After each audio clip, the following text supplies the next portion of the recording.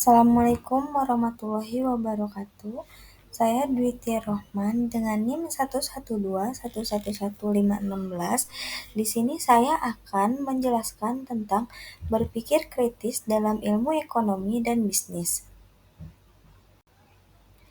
Berpikir kritis adalah kemampuan untuk menganalisis informasi secara objektif, mengevaluasi argumen, dan mengambil keputusan yang logis berdasarkan bukti, melibatkan pemikiran yang mendalam dan mempertimbangkan dari berbagai sudut pandang sebelum membuat kesimpulan.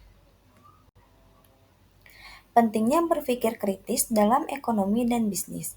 Dalam ekonomi dan bisnis, berpikir kritis membantu dalam mengambil keputusan yang lebih baik, memungkinkan analisis resiko dan peluang secara lebih mendalam. Yang ketiga, menghindari keputusan berdasarkan asumsi atau biasa yang salah. Yang keempat, penting untuk inovasi, evaluasi strategis bisnis. Yang kelima, respon terhadap perubahan pasar.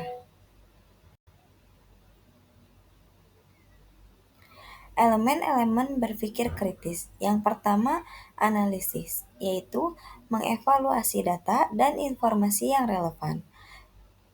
Yang ketiga, interpretasi, memahami konteks dan makna dari data. Yang ketiga, kesimpulan, membuat keputusan dan berdasarkan bukti dan analisis.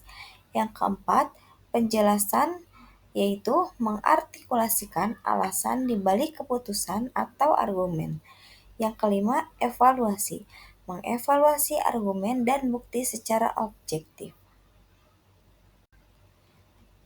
Contoh penerapan berpikir kritis.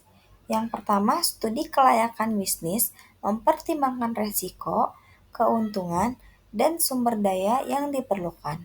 Yang kedua, analisis pasar, yaitu mengevaluasi tren pasar berdasarkan data, bukan asumsi atau intuisi.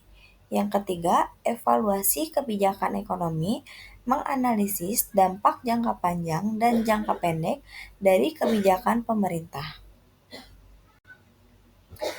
Tantangan dan menerapkan berpikir kritis. Bila pribadi, keputusan sering dipengaruhi oleh preferensi atau pengalaman pribadi. Yang kedua, tekanan waktu.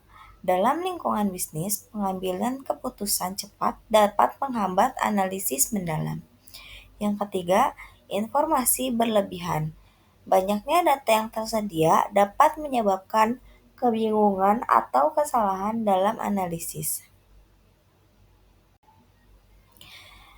Kesimpulan, berpikir kritis merupakan keterampilan penting dalam membantu ekonomi dan bisnis. Yang pertama, membantu pengambilan keputusan yang lebih rasional dan berbasis data.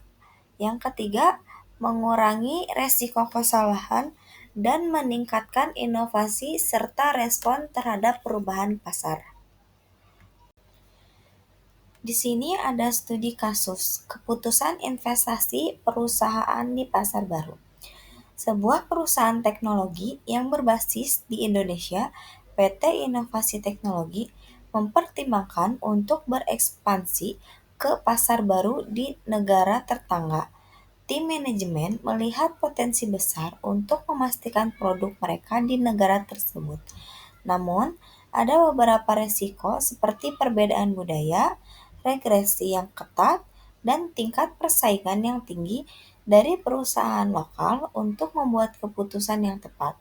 Perusahaan membutuhkan analisis yang mendalam berdekatan dengan berpikir kritis. Analisis data dan fakta yang relevan.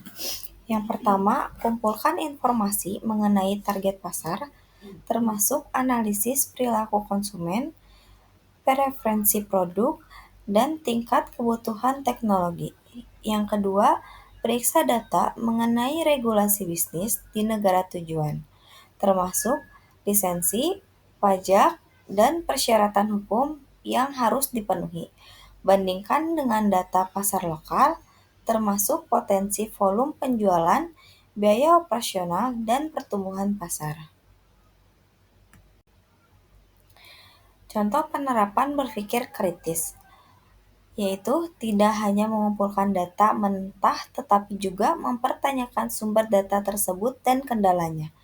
Mereka menganalisis apakah data tersebut bisa dipercaya dan apakah sumber data mungkin memiliki hal tertentu. Mereka juga mencari data perbandingan dari sumber independen. Identifikasi risiko dan manfaat dengan objektif. Resiko yang pertama, resiko utama seperti perbedaan bahasa, preferensi konsumen, kemungkinan kegagalan masuk ke pasar, serta biaya yang tinggi untuk memenuhi regulasi. Yang kedua, manfaat.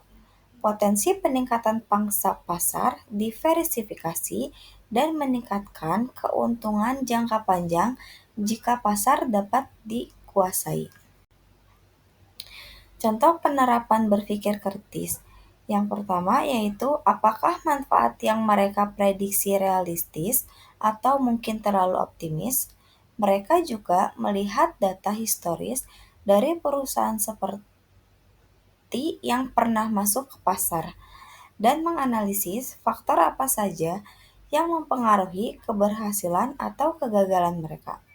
Jika ada faktor risiko yang sangat tinggi, mereka mempertimbangkan strategi mitigasi atau mungkin bahkan menunda ekspansi.